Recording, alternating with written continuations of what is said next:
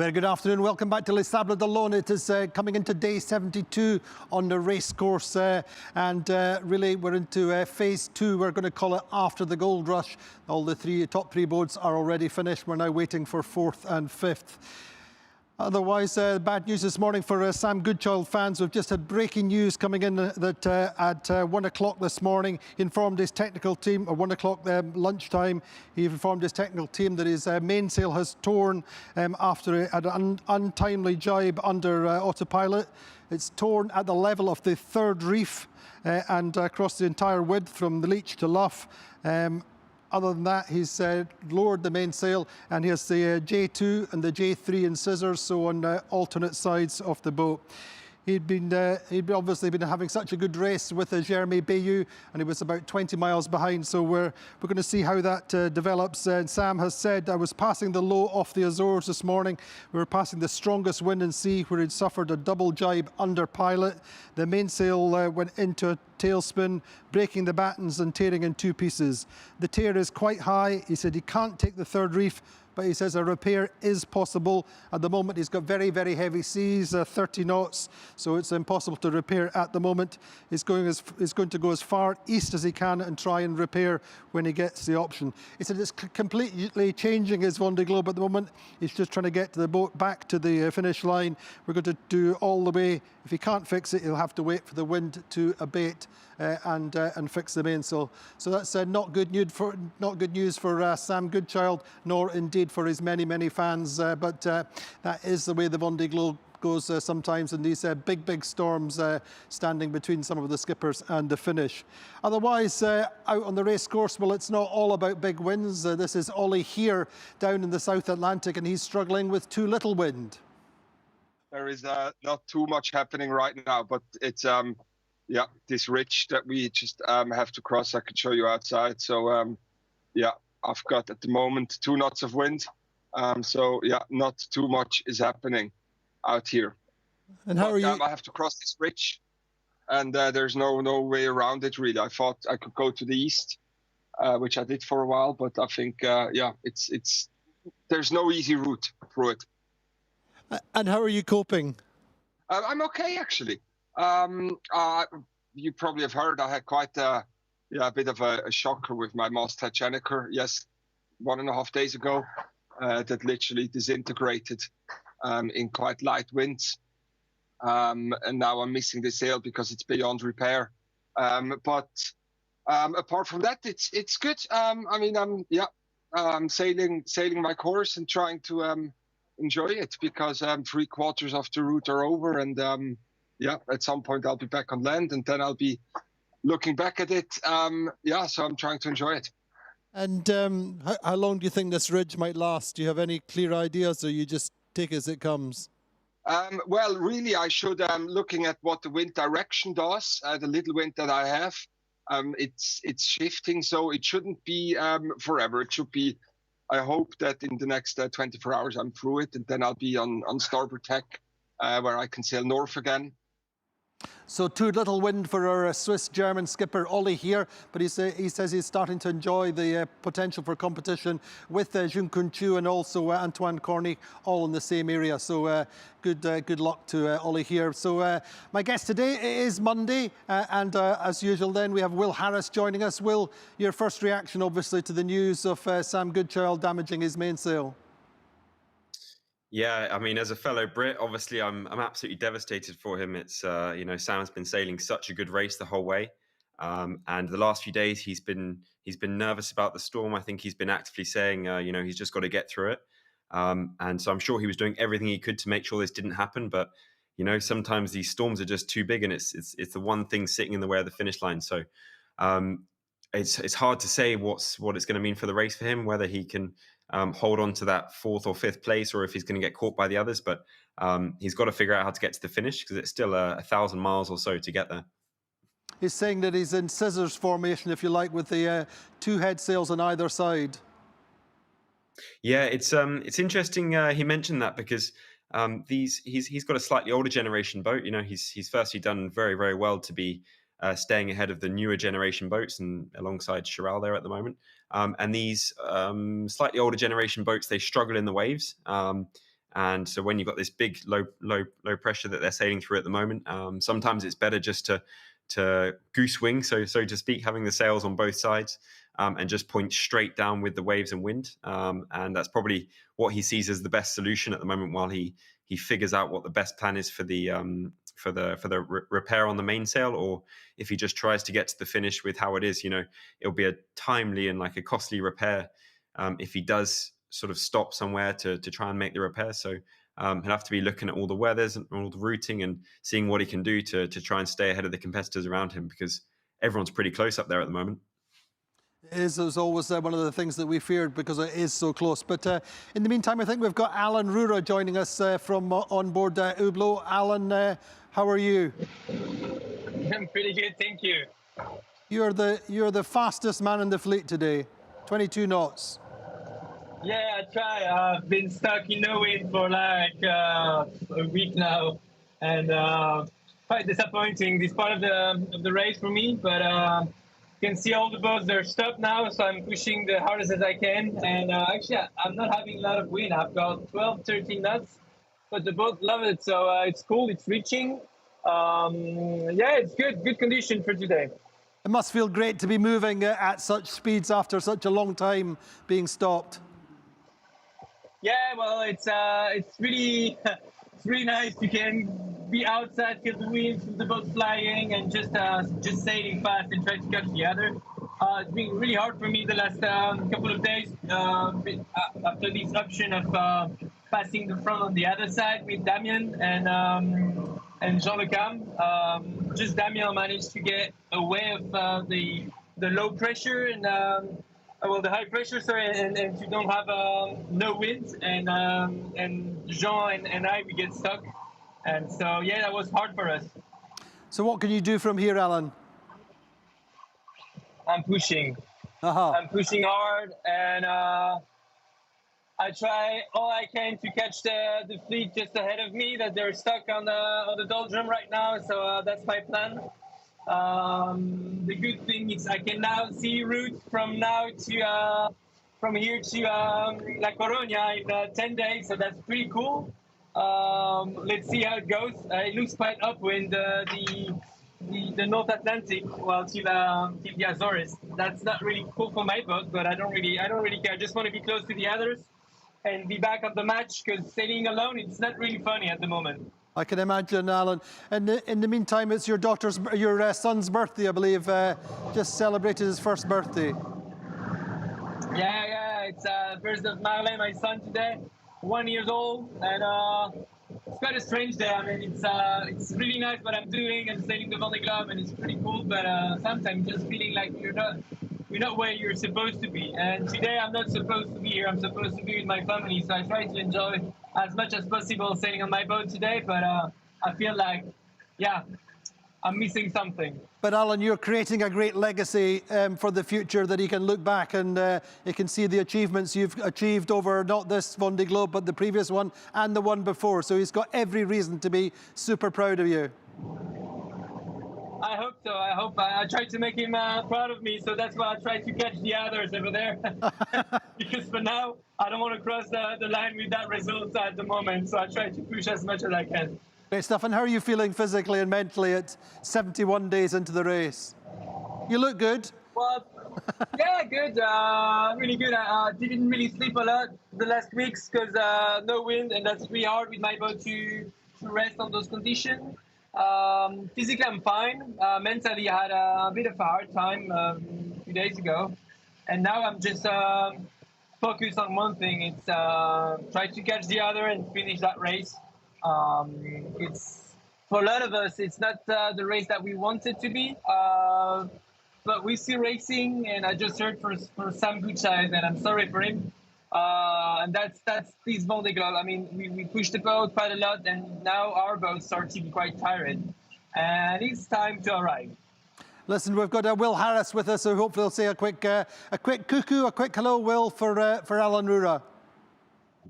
Yeah, hey Alan, really cool to see you in such good spirits in the race, and you know, I think you've got to give it your all for the last bit. I'm sure all the Swiss fans are going to be sporting you right to the finish. I just have one little question: is there anything you didn't bring enough of, on board? Are you missing anything? Have you run out of anything, or have you still got everything you need to get to the finish?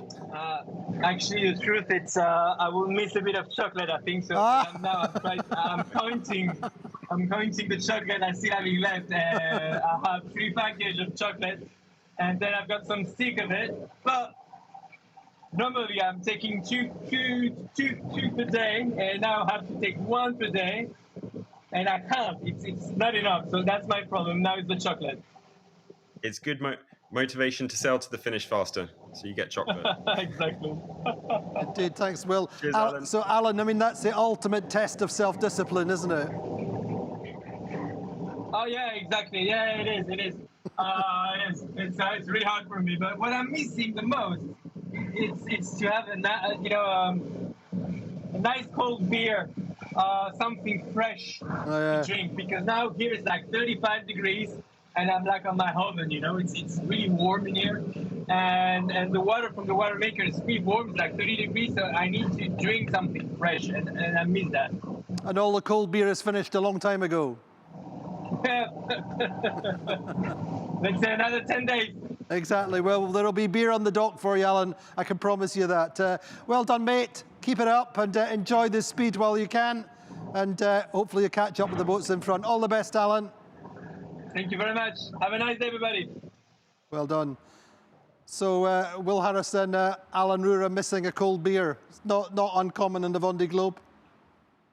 Yeah, it's interesting to see the sort of the mindsets of each person in the race at the moment. It's that there's still a long way to go for Alan to get to the finish line. He's not back in the Northern Hemisphere yet, but it's tantalizingly close as well, I think. So it's interesting to hear the things that he's really desperate for, and especially in the tropics where he's sailing now in a carbon shell of a boat that he's there at the moment. I'm sure it's the first thing you want is a nice cold, refreshing drink.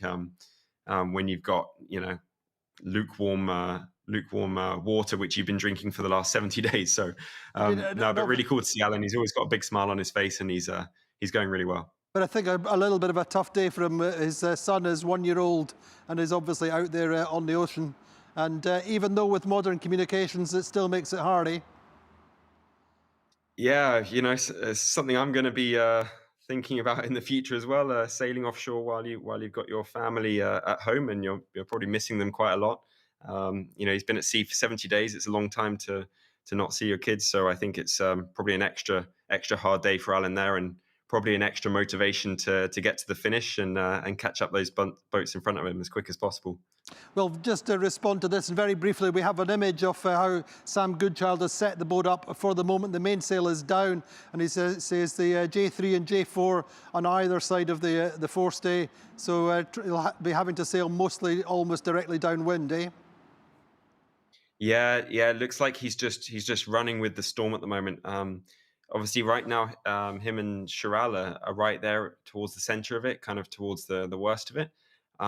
And for the next sort of 24 hours, it looks like they're going to be in those sorts of tough conditions where this setup will probably work quite nicely. But it's really just buying him time. I think he needs to think about how to get from where he is now to the finish. And there's not going to be this super strong winds where he can do that. He's going to have to find a way to get that mainsail up and going again, and take him to the finish and do it as quickly as possible without losing some miles. But very good to see the setup that he's going for. It's a bit more of a traditional type of sailing, a bit less using the foiling.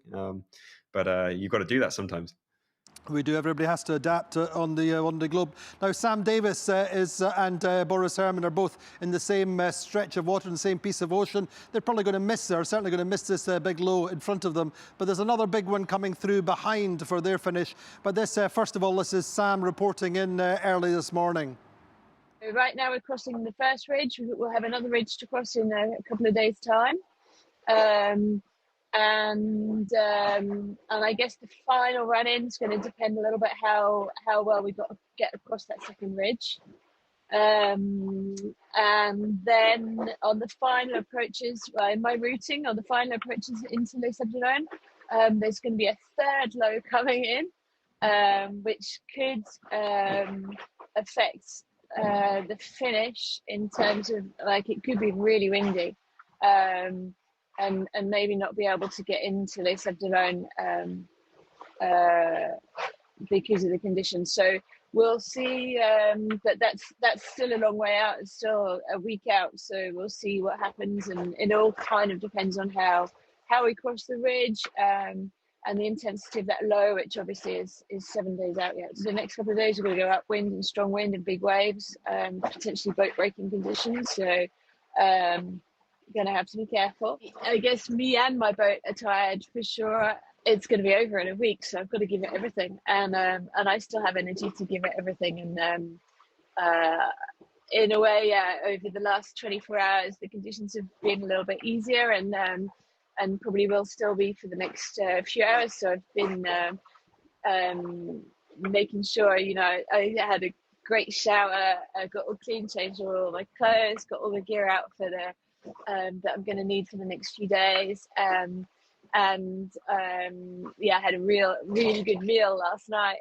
I've been making sure I eat really well over the last 24 hours as well. So I'm focused on the fact that it's the end of the race, and I need to look after my boat for sure, but also I need to look after myself. So that's Sam Davies earlier on today. But another sailor who's Vendée Globe in terms of hopes and expectations has changed significantly is Boris Herrmann after losing the use of his port foil. We caught up with Boris earlier on today as well. Yeah, I'm a bit tired. The knot is bouncy. I just tacked an hour ago, and I'm now with wind from the left and on my good foil. I'm going a little bit better. I'm doing like 13, 14 knots. I don't have an immediate threat from a low pressure. I have strong wind, yes, this week, but more problematic is closer to the finish at the moment. In the forecast is a strong low with up to 50 knots of wind. So, but yeah, that's too early to make a strategy around that. If it confirms to be very strong and pressed against Cap Finisterre, then we might have to be prudent and wait or see how we do. But it can all change within this week of forecast. So for now, it's just the call is just go on as good as possible. So obviously your Vendée Globe has changed a little bit. It's now a case of getting home safe and sound, I believe. That's exactly that, Andy. Just get home, and that's fine with me. I have accepted that fact. I just hope it's not all upwind. At the moment, I have had so much upwind, almost since Cape Horn. Yeah, really all the time since Cape Horn, and let's see. I'm just keen to get home. That's all. Of course, Boris. And on the other tack, how is it with the damaged foil? It hinders me a little bit on both tacks because it is sticking out into the water when it touches the water. Even at now, it is on the windward side, and the boat heels. Even if it heels 10 degrees, it's touching the water, so that it might rattle loose or break further. If I'm starboard tack, I can't go quicker than 10, 11 knots, probably. It's really a big break in the water because it has no skin anymore, no fairing around the elbow part and the shaft. And that's really not a beautiful sight. So a little bit disappointed, Boris, just now. Will, he's been a little bit up and down in recent days. He seems quite resolute, though, generally. Yeah, no, it's been a tough 10 days for Boris. He started off with a lightning strike, and then the J2 and now the foil as well. It's really he's had to really sort of reassess his goals in the race, and like he says, kind of just get to the finish now. And I think it's some days it's when you're out there by yourself. I'm sure it's really tough to sort of think about everything that's happened and to know what sort of could have been. So I think he really wants to get back there now and see what he can do with the boats around him. But it's obviously a bit tough out there, and he's definitely looking forward to getting back. You speak to him regularly and keep his spirits up, or do your best. Yeah, no, exactly. We're always trying to keep him, keep him updated with what's going on land, and you know, we always try and chat to him and make sure he's doing well. And you know, he's a very resilient character. He's dealt with all these problems. This, you know, seems like a lot of bad luck in 10 days. And he's coming through it, and he's sort of accepting the situation he's in now, and now he's just excited to get back to the finish, I think. And get on to the next project, the Admiral's Cup. Well, we'll have to see about that, or the next. I think he enjoys having a crew on the boat sometimes as well. So we'll start with the Ocean Race Europe, I think. Indeed, but this was Sam Goodchild before his mainsail damage. He was going fast in the strong winds, but you'll see from this video relatively flat seas. But this was earlier on in the morning.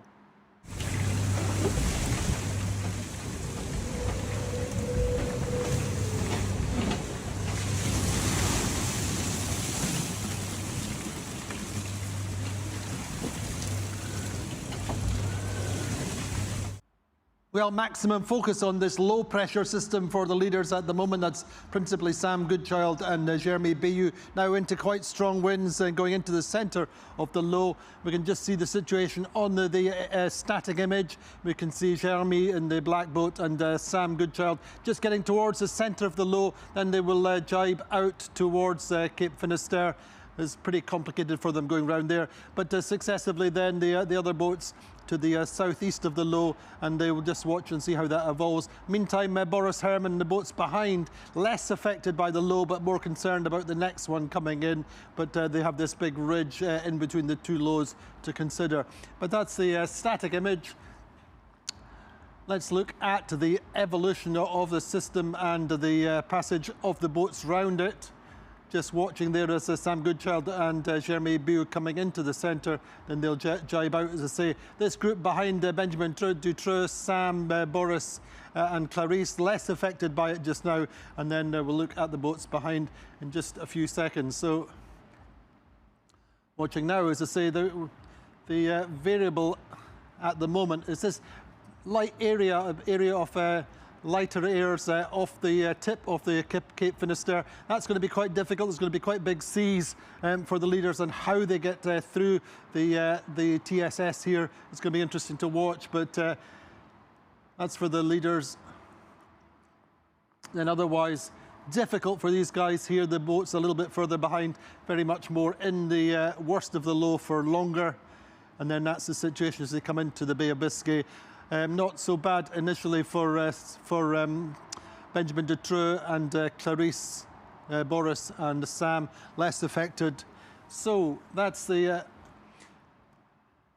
then for the boats further back down in the South Atlantic, then coming out of this the semi-permanent cold front into the lighter airs of this St. Helena High, which is quite dominant just now. So that's Seb Marset and the main, the Daggerboard group here. Otherwise, we have the trio here of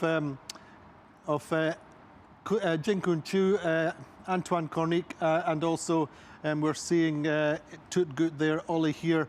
So quite generally quite light winds for them. In the meantime, the last three boats coming round Cape Horn between Tuesday and Wednesday. So, well, in actual fact, other than the strong winds and big seas of this low pressure, Cape Finisterre looking particularly difficult. That's the really hard transition. Yeah, it looks difficult, but it's also going to make the racing very exciting. You know, that top bunch of boats, if they can all stay just to the east of that low pressure, they're in downwind conditions, and every boat that manages to stay in front of it will be in a fighting position for fourth place. So I think that's keeping it nice and exciting. How far south the low is as well is just really interesting. It's just hitting into the Portuguese coast there, and you can see it sort of dissipating away as it does so. And you know, being so unusually south, it's blocking the typical route to the finish in the Sable d'Olonne. So very tricky strategy wise. There's a bunch of very good sailors there from 4th to 10th place. So I'll be really interested to see their different strategies and how they deal with this low pressure. And obviously for Sam there, you know, that video, the conditions there, it's far from a flat sea state there. I think he's got some really full-on conditions, probably the same for Jeremy as well. And he's got to figure out, he's going to end up in 50 knots of upwind conditions soon. Now that he's starting to slow down with the damaged mainsail, so it's going to be a bit really tricky for him to get to the finish now. I mean, obviously he's okay downwind with the goose-winged head sails, but he can't sail upwind. Yeah, you really can't sail upwind without a mainsail. There's just no balance in the boat, and it'll be hard to go anything faster than 10 knots.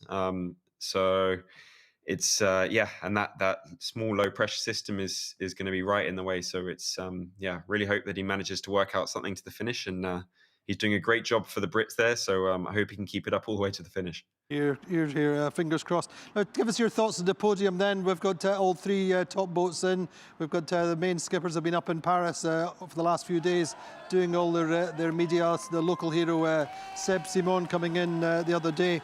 But what's your thoughts on the podium? Seb Simon's a surprise there? Yeah, I think Charlie and Johan, I did I raced against them in my first solitaire, and it was Johan who actually won that one, and Charlie who finished second. They're destined for being on the Vendée Globe podium, I think, for sure.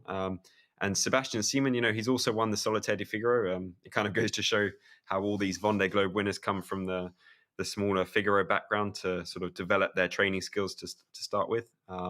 But I think Seb sailed an extraordinary race as well, to hang on to third after sailing the whole way around the world, missing one foil.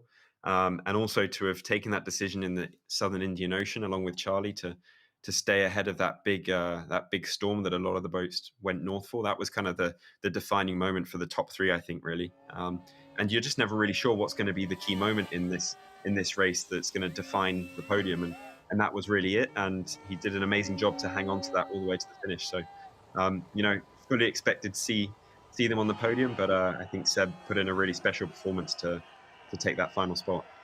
When you say that was the big low in the South Indian Ocean, and that was a key moment. But Johan came right back, and after that it was still close. But I think I'd agree with you. That was the key moment. But Richomme perhaps having regrets that he didn't stay with them. But under the circumstances, that was the decision he made, and he says he would do the same again. Yeah, exactly. I think he's extremely happy with the second place. He sailed an amazing race, and it was his first Vendée Globe as well. So it's not a small thing as to go and sail around the world in less than 70 days. So I think he's very happy with all the decisions he made. But the difference between him and Charlie crossing the finish line first, I think, was Charlie really pushing in that low pressure in the South Atlantic. And maybe if Seb hadn't broken his foil, he would have been fighting up there for first or second place as well. But also, Johan showed how he's very fast. He knows his boat very well. He managed to come back into that second place and sort of separate from that group he was almost getting sucked back into at one point. And like he said on the dock, I think his boat was almost at 100% the whole way around. He did very little boat work the whole way, and that was really impressive. Indeed, but just in terms of the numbers, Johan sailed 28,326 nautical miles at an average of 17.95 knots. So he actually sailed further than Charlie, who was 27,667 at 17.79, and Groupe de Braille, Seb Simon sailed 27,807. So it's always about sailing a shorter distance than being fastest, generally. Yes. Yeah, that definitely seems to have helped Charlie there in the win, but I think that comes back to that Southern Ocean low again. Charlie chose the shorter direct route through the centre of the storm, and Johan chose to go to the north, which is obviously a longer way in the Southern Ocean. But Charlie's, this is his second Vendée Globe. He was first to cross the finish line in the last Vendée Globe and finishing second overall. He's got fantastic experience, and he sailed the race that he needed to, and did an amazing job. Indeed. Now then, somebody else who's enjoying a little bit of speed, the same as Alan Roura, is Kojiro Shiraishi, and he's flying and really enjoying it after being in the light winds as well. 走ってます。ご覧のように今日の朝方からリーチングの風が吹きました。朝方から本当リーチングで20ノットぐらいでずっといい感じで走ることになりました。波もね今少ないのでパンチングも少なくね、滑るように走ってます。まだこの先なんとか凪に捕まる予定なんですけども、とにかく今日は久々、走ってますと。Well, in this main group now, the distances, the deltas are starting to stretch out as they come into the system or get affected by the system. Looking first of all at the top two, well, Jeremy Bayou's now up in fourth, clear 25 miles ahead of Sam Goodchild in fifth. Correspondingly, over 120 miles now between Goodchild and Paul Mea. Paul Mea and Nico Lundven, 25 miles between them. Justine Metro then, the gap opening out between Lundven and Metro. That is now also about 150, 160 miles between them.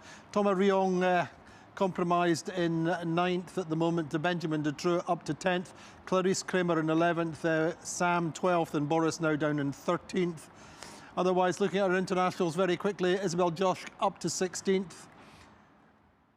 Just now, Conrad Coleman in 20th. Alan Roura about 100 miles or so behind Conrad just now. Kojiro Shiraishi going quite quick now, starting to find his feet and going faster in the southeasterly trades. In 24th, Jinkun Chu in 29th, ahead of Antoine Cornic and Ollie Heer. Ollie Heer in 31st. And Denny van Veenberg, as I say, getting to Cape Horn on Wednesday for our Belgian skipper. There we go, that's the ranking. So, Will, what are you learning for your 2028 project? What are the key takeaways from this race that I think you're putting in your minds? Yeah, always thinking about it. Thinking, you know, it's a long journey of preparation. I think, you know, you look at a winner like Charlie Dallin. He's given it his all for the last 8 years now to be as ready as possible, and has been out there training as many days as possible every year and knowing his boat and understanding it. And that's probably the first most important thing. I think from this race, you can really see how important it is to have a polyvalent boat. You need to be not only good in the flat water, light wind conditions, you need to be good in the waves, the wind, reaching, upwind, downwind. You need to be fast at all different angles. And that's really hard to do in terms of design and technology nowadays, I think. You know, to understand what foils are going to be best, what hull shape's going to be best for all sorts of conditions. You can't be good at one particular thing, I think. You need to be fast the entire way of the race. So, yeah, lots to think about. And yeah, it'll be interesting to hear the stories when this next bunch of boats come to the finish line. Another thing you were saying is it's important to go out and go training in the strongest winds possible. And you were talking about Armel Lecléache, who used to do that in the Figaro days. Yeah, I was sort of comparing Charlie Dallin to Armel. You know, Armel's, whenever we trained against him in the Figaro, he was always the first one to be on the water in any sort of conditions. You know, if it was a very windy day, he would go to do the delivery anyway. And I kind of got that sense that Charlie's very much like that as well. If he needs to go sailing, to go training, he needs to be ready for every condition. So he'll go out no matter what to make sure he's 100% ready and his boat's 100% ready for when it comes to race day. And I think that really makes a difference. Good stuff, Will. How's baby Jack? Yeah, he's doing very well. He's getting bigger very quickly, but I'm sure, yeah, hopefully he'll meet Boris once he gets to the finish in a week's time or so. Well, that's a treat in store for Boris, absolutely. I mean, something to look forward to. Anyway, thanks so very, very much indeed, Will. So that's all that we have time for today, unfortunately. Fingers crossed for Sam Goodchild, but we will be back again. Same time tomorrow, 13:30, UTC 14:30 here in France. We'll see you then.